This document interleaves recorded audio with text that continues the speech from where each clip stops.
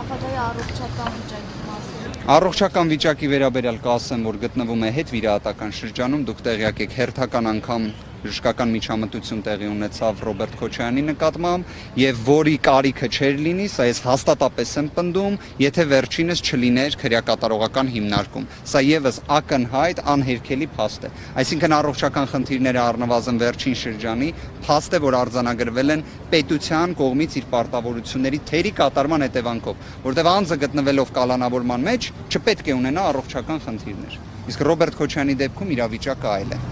Հաջորդ դատական նիստին ի վիճակի կլինի ներկայանալ։ Դժվարանում եմ այս պահին պատասխանել, ամեն դեպքում ստացիոնար բուժման մեջ է գտնվում։ Նախորդ դատական նիստին խափանման միջոցին առնչվող 3 միջնորդություններ ըստ էության ներկայացվել եւ դատարանը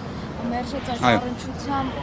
ինչ կասեք, եւ նոր միջնորդություն խափանման միջոցի հետ կապված լինելու է եւ բողոքարկել։ Գիտեք, ասել դատական նիստ մի քիչ իսկապես շատ բարձր գնահատականի է արժանացնում, ես առնվազն գտնում եմ, որ դատավոր Դանի Բեկյանի նախագահությամբ մենք գործ չունենք արդարադատության իրականացման հետ, մենք գործ չունենք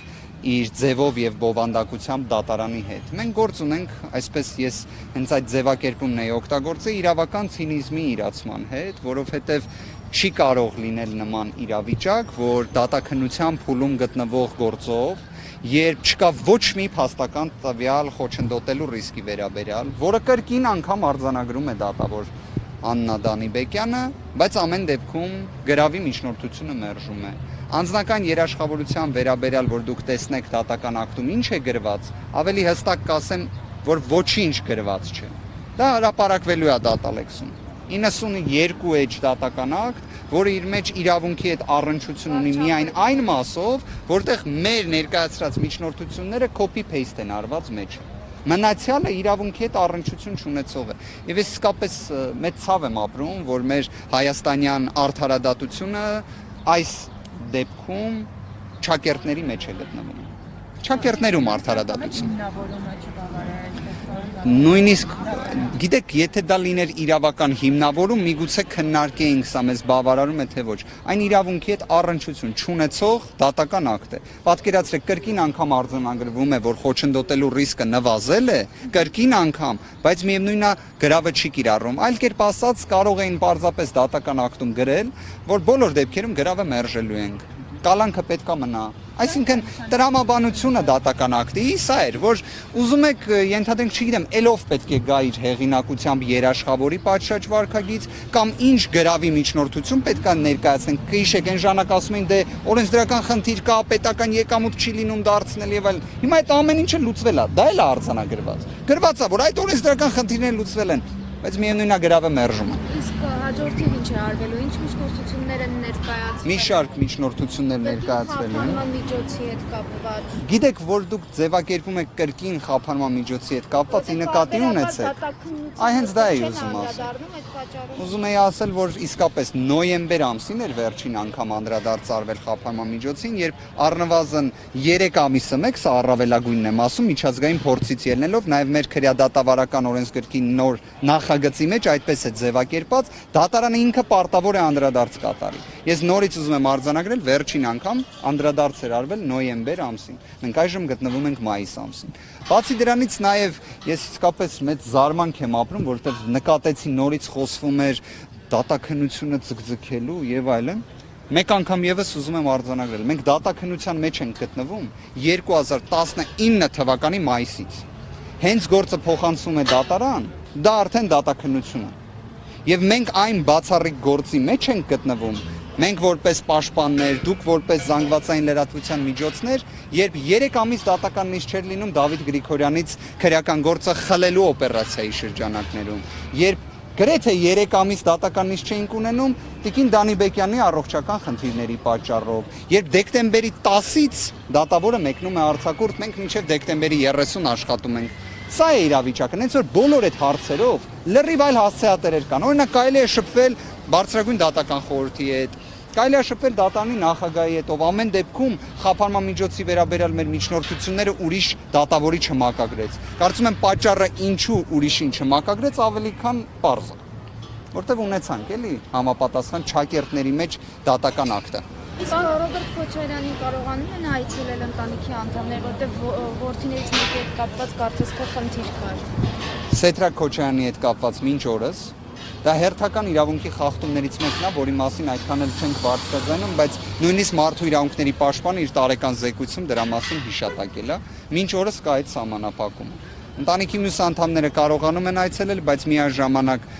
համապատասխան հիվանդասենյակում մշտապես առկա է քրեակատարողական ծառայող։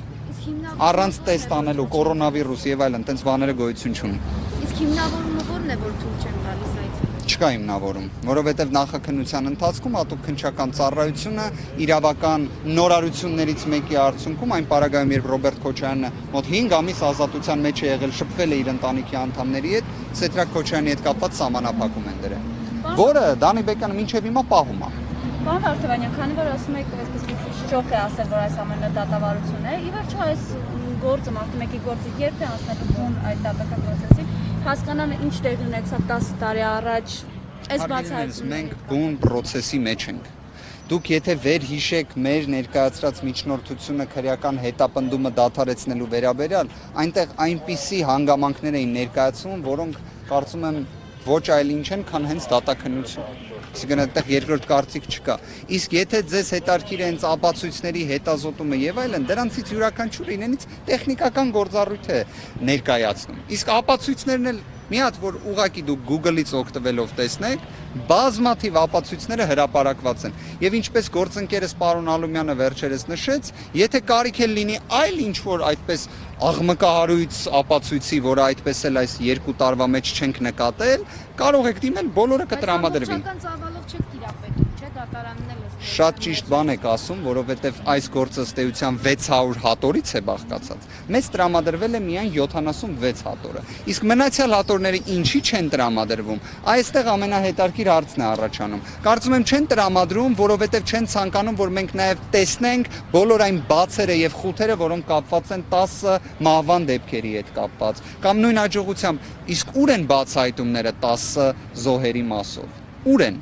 Մենք ունեցանք դեպք Գեգամ Պետրոսյանի հետ կապված, երբ Զաքար Հովհաննիսյանի սպանության մեջ իրեն մեղադրանք առաջադրեցին, ազդարարեցին, որ ահա բացահայտվեց դեպք եւ այլն, նույնիսկ կալանավորման միջնորդությունը չերկարաձգեցին։ Այսինքն այն աստիճան ակնհայտ անհիմն էր, որովհետև եղածը մի քանի օրից փորձագետի եզրակացությամբ հերքվեց Գեգամ Պետրոսյանի առնչությունը դեպքին։ Բա ուր են բացահայտումները։ Իսկ պարկուճների հետ կապված դա էլ ասեմ, սա մի քիչ մասնագիտական ոլորտի հարց է։ Եվ ես ցավում եմ, որ ոչ քրեաիրավական, քրեադատավարական ոլորտի մասնագետներ փորձում են սա վերլուծել։ Պարկուճները չեն կարող լինել հիմքը սպանությունների բացահայտման կամ չբացահայտման։ Դուք պատկերացնում եք օրինակ մի կենցաղային հարցով տնից տեղից հեռու բոլորիս մի սպանության դեպք է լինում։ Սպանողը պարկուճները հավաքում է։ Վերջ հա չենք կարա բացահայտենք այդ դեպքը այլևս։ Նախ զենքը եւ փամփուշտն է կարևոր սպանության բացահայտման համար, ոչ թե պարկուճը։ Հետևաբար ես ուղղակի այդ հարցը նույնպես կարող եմ բարձրաձայնել։ Ինչ եղան բացահայտումները, որտեղ այստեղ մենք մարտի 1-ի 10 զոհերի նույնիսկ անուղակի հարց չենք քննարկում։ Անուղակի էլ չենք քննարկում։ Առանձնացված մասով, մյուս մասով։ ՀԿՑ-ին է պետք դիմել։ Այսինքն ձեզ հետ կապված։ Մեզ չտվեցին նյութերը։ Մեզ չտվեցին նյութերը։